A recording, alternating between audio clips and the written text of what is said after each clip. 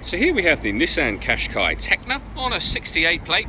I'm going to start off by showing you around the outside of the car, and then we'll hop in and run through some of the controls on the inside. But from the outside you can see it's a 5-door car with alloy wheels and tinted windows. Let's start off inside the boot and then work our way around the rest of the car from there.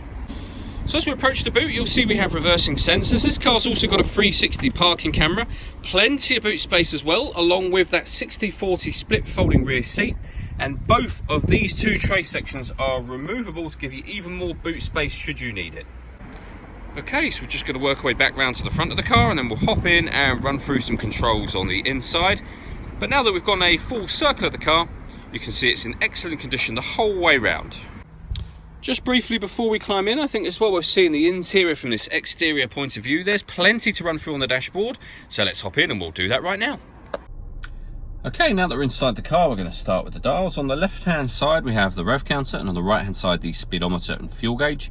In the middle, you can see the total miles of this car, which are 11,546. Also in that middle section, you can see there's a digital readout for the speedometer. You can change the information that's displayed here using buttons on the steering wheel. There's various different menus available to you, from audio to satellite navigation, and eventually back round to the beginning again. If we're back out to the steering wheel, the buttons I was using just a moment ago are here. We've also got stereo controls on that left-hand side as well. On the right-hand side, we have cruise control and speed limiter, as well as the ability to answer phone calls.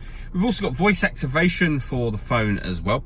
Of course, none of that can be used until after such time as you have paired your phone, and that is done over on this touch screen in the center. Hit the phone icon and then follow instructions on screen from there. The menu button will always take us back to exactly where we started from. This car's got satellite navigation. There's a full video showing how this works on both our website and our Facebook page as well. When it comes to music in this car, firstly with regards to the radio, we have AM, FM and DAB, as you can see. If you want to listen to your own music, you can do via the Bluetooth audio or the USB input. So there's plenty of ways to listen to music. We've also got a CD player just up here as well. And I mentioned when we were at the back of the car that we had a 360 parking camera, so you can see that there. What we got is a reverse camera on the right hand side and a bird's eye view image of the car in the space that it's in right now on that left hand side, and it goes a couple of steps beyond that. We put it in neutral and press the camera button.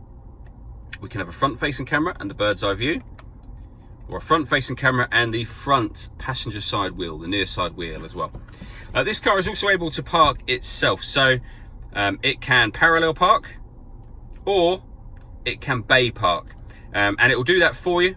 Just press the button for whether you want to bay park or parallel park, and then follow the instructions on screen. There's a couple of videos on our website that show this system in action.